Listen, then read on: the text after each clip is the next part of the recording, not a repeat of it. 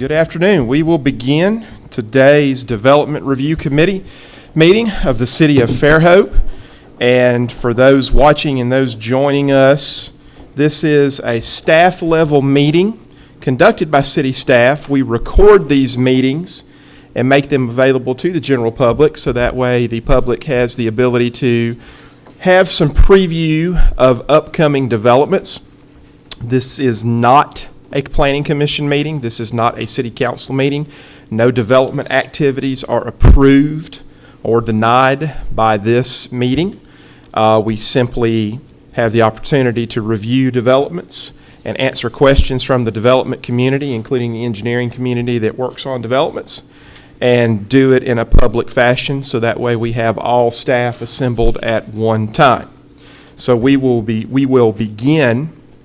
These items that we're discussing today have been submitted to City of Fairhope planning staff and in preparation for consideration, possible consideration on the November 4th, 2019 Planning Commission meeting.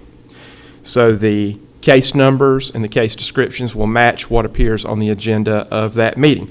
We will begin with a zoning change case, ZC 19.11. This would be a public hearing to consider the request of Kerrigan Properties to rezone multiple properties from R6 Mobile Home Park District and R2 Medium Density Single Family District and various other existing districts to a planned unit development, a PUD.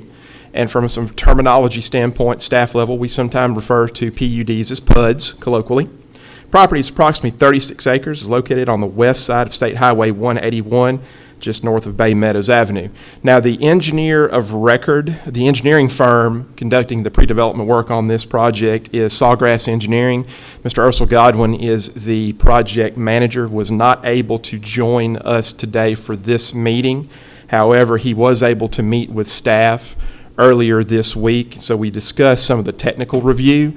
However, we left this item on the agenda of this meeting. If there's any additional discussion from the development team, and I know Mr. Joel Coleman is with us here today from D.R. Horton, is welcome to come to the table and ask questions of staff on this item, since we have all staff here and we do have it as an item for the agenda.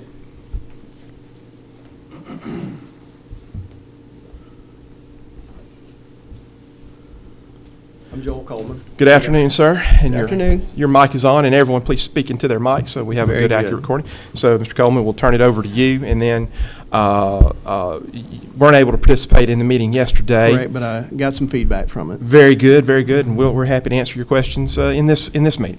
Sure. I didn't really have a speech written out, so I'll just be very brief and say, you know who D.R. Horton is. We do conventional subdivisions, and we saw this as an opportunity. As Buford mentioned, this thing is zoned predominantly R6, although there are some other mixed zonings in there.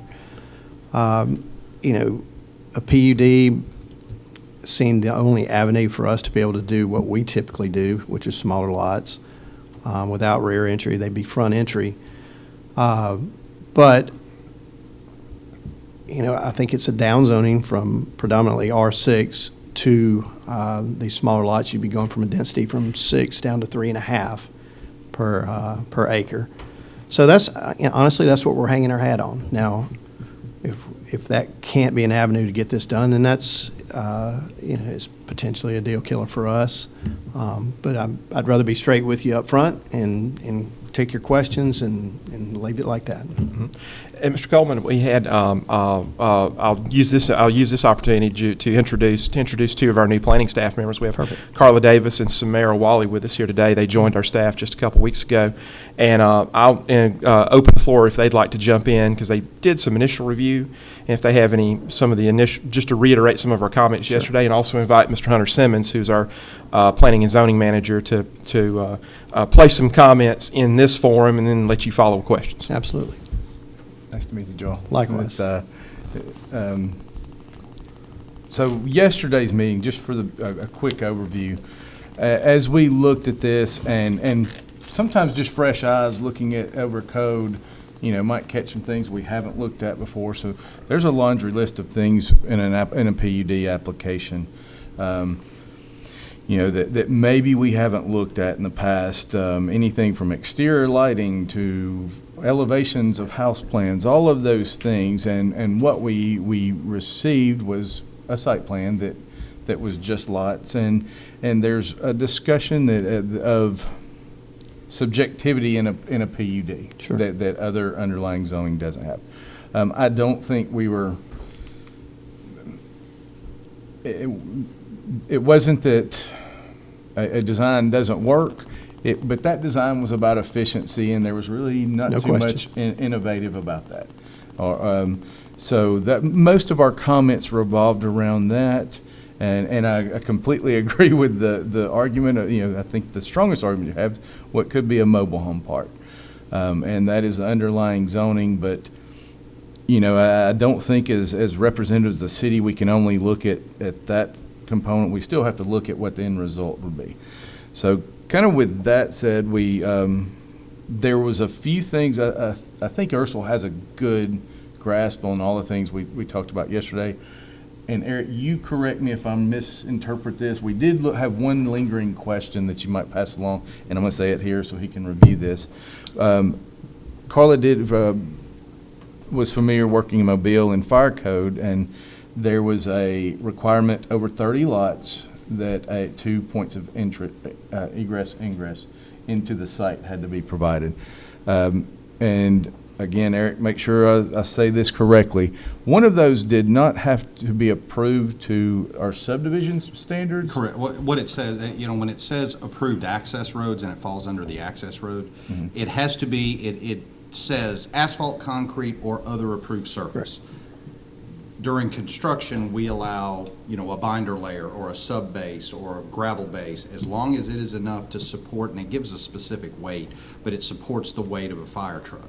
And so that's what they would define, or what the code would define as an access. So Sure. that's an approved. 75,000? I think it's 70-something thousand pounds. Yeah, I'm familiar with that. I used to be with Western Coleman Engineers, and so I actually went up to Montgomery one time to meet with the fire marshal to get clarification on that issue, so I'm familiar with what you're talking about. Okay. And I know that was mentioned, that may be a deal killer Sure. just for that. So before we get, too far along with the rest of it, I think maybe if that was mentioned yesterday as a deal killer unto itself, find that answer, and if we can help clarify any of the other direction that was given yesterday, we'll be happy to do so. Understood. I think some of the things that would help, we did kind of offer some ideas. We can't design it, obviously, but some ideas were mixing some of the home sizes in there, providing a little more usable green space. Some of those items, I think they were going to look at. They had the building plans to be included in the application, or I think there were some D.R. Horton plans that can be included, maybe some elevations Sure. that would kind of paint a better picture of this. Absolutely. I do think, we'll kind of need to know early next week whether you want to continue, and we've got a couple of ways we can do an informal review. We can keep it on and roll your dice, and it may be even a situation where we can leave it on the agenda knowing it might have some massaging, and we just kind of carry over. So we've got a few ways we can do this, but we'll kind of need to know an answer by the end of business Monday on that so we can get our legal stuff done. And that's no problem. Okay. Is there did Ursula send any questions specific? No, he didn't. He apologized. He couldn't be here today. No, he gave me a pretty good rundown of yesterday, and certainly going to take a look at some of those items. We'll make a very quick decision so that you're not left hanging on that, and we'll get you something back pretty quick. Okay. And for fellow staff and those watching, and I apologize for not mentioning this in the lead-in, the site plan that we have in the initial submittal, the way it's assembled is that the existing mobile home village that fronts upon Thompson Hall Road, it contemplates a future subdivision, drawing that out as a lot to itself for those units, and then the balance of the property, as well as 2 adjacent properties that would be a subdivision / replat, and the result of that would be approximately 128 single-family units. And then reflect all of that under the umbrella of a PUD as its zoning classification. So I apologize for not mentioning that at the lead-in. That's correct. Yep. Okay. Did y'all have anything? Okay. Okay, very good. All right, I appreciate the opportunity. Yeah, thank you. Nice to meet you, Joel. Likewise, appreciate it. And thank you, Mr. Coleman. So we'll move on, and our next case is case number SD 19.39, and I'll turn it over to Mr. Mike Jeffries. This is a 8-lot subdivision located off the west side of Blue Island Street, just south of Wynn Street. We have it on here still as the subdivision case. I know at the October 7th, we're going to have an informal review of this case. I know there were some talks with the applicant and possible acquiring some additional land to reconfigure some of that. Do we have any updates on that, or we'll find out when? I think they have extended an offer, Okay, and the people are, so kind of in a holding pattern at this point in time. So we still want to I say, do you still want to present on proceed the- with the informal review this just Monday? to see what they're, because as you were, the idea was if we could potentially do a larger pond to help serve some other drainage issues that are in that area. Okay. But to do that, we'd probably need some leniency on the green space requirements. Right. And so we're just curious to see what the planning commission's take would be on that. All right. Well, I will leave this. It'll stay on, and then after we get the informal review, we can make a hard decision on, plus if the applicants at that time have any more information, if we have the full redesign, or it's going to be go as is, Right. so to speak. But we can discuss that and then find out if this will continue on or if it will hold it over to find out what the end result will be for that. Anybody else have any questions on Heritage Court? I said we're kind of just, like I said, in a holding pattern, waiting to see what happens with whatever it is that they're negotiating on, and then we'll move from there. All right. All right, thanks. I appreciate you checking in. I've talked to them, I didn't talk to them, I've corresponded with the owners too, and they were gonna get back with me, but I haven't heard back from them, but I did. But yeah, if we end up with the additional property, then we won't need the easement. And so, yeah, we can also fix some sewage issues in that area. So. Thank you. Sally? And gentlemen, if y'all want to stay at the table. So we'll move on to case number SD 19.40. And Mr. Larry Smith, Mr. David Deal with SE Civil Engineering, they're the engineering firm of record. And the next case is the it's a public hearing to request of Ryan Creel and Vincent Booth for site plan approval of 10 Tops on Gafer. This is a 20-unit multiple occupancy project, which we refer to a lot. A lot of times colloquially we refer to these as MOPs in City of Fairhope vernacular. And the property is located on the north side of Gafer Road Extension, just west of Bishop Road. And so, gentlemen, so this is, of course, a case that we reviewed on our last meeting cycle, and we held it over. And so, Larry, I sent you, and you may not have had the benefit to read it just yet, but I sent Been you in meetings all day. exactly. So what I did, Larry, is I sent you an update letter this morning, and just basically gave you a deadline that would get this one back on track. And I set it a week from Monday for revisions. Okay. That and if y'all are able to proceed, get the revisions to me by the 14th, and that would get us back on track for a November review for the case. And then also what I did, Larry, is I gave you a condensed version of the review comments. So I took out all the extra pages and just the ones where we had issues, so you'd have it as a quick reference. And I think the two biggest things that we were still working on was clarifying the green space, and then also because the point of discharge for the drainage system would be on an adjoining piece of private property, we wanted to get some clarification on downstream adverse effects. Yeah. And so with here and with staff, if y'all have any questions for us while we're here, we'll certainly try to answer them if we can. Yes, on the green space requirement, I sent you an email, and it's not the item that's been holding us up. We had to get the wetland delineation updated, and then we had to get the tree survey updated. So we've got those items taken care of, and so we should be able to start addressing all the original comments. But on the green space, I'd sent you an email after we spoke. I'm trying to get clarification on the wording And so if you would, I can resend it if you want, but we just need that answered so I can make sure I'm accurately. I think when we discussed it, we had firmed it Okay. up, but you said you wanted some time to look at it, so I sent it to you in an email. So if you'll And check Larry, that. if you would forward that to me again, Yeah. I'd appreciate that very much. We're getting lots of messages right now, so we're getting lots of messages right now, and it's a struggle. It's a struggle to keep up with everything, but yeah, we'll Yeah, get right on that. That's fine. Like I said, it wasn't holding me up. I would have sent you a reminder if it was. You definitely would have. You definitely would have. But it sounds like we're on track. Yeah, we should be good with that Very- deadline. Were there any other additional? You didn't? No, sir. No, just sir. No, original sir. No, comments? sir. I just to make it easier, because thinking you might want to bring that to today's meeting, I condensed it down where you had the whole thing in like 5 pages. Gotcha. All right. All right. Well, gentlemen, thank you. Thank you. All right, very good. So we will move on to case number ZC Zulu Charlie 19.15, and this is a request by the Retirement Systems of Alabama, and I will turn this over to Mr. Mike Jeffries. And welcome Mr. Scott Hutchinson of Goodwin Mills and Kaywood. guys. Welcome Mr. Scott Hutchinson to the table. Thank you. Good afternoon, Scott. So, we have the next addition for zoning change into the TR district. It's currently unzoned, so it'll be a conditional annexation. As we know, the tourist resort district, or the TR district, is a unique district that kind of has its own set of requirements for overall density for the entire district, green space calculations for the entire district.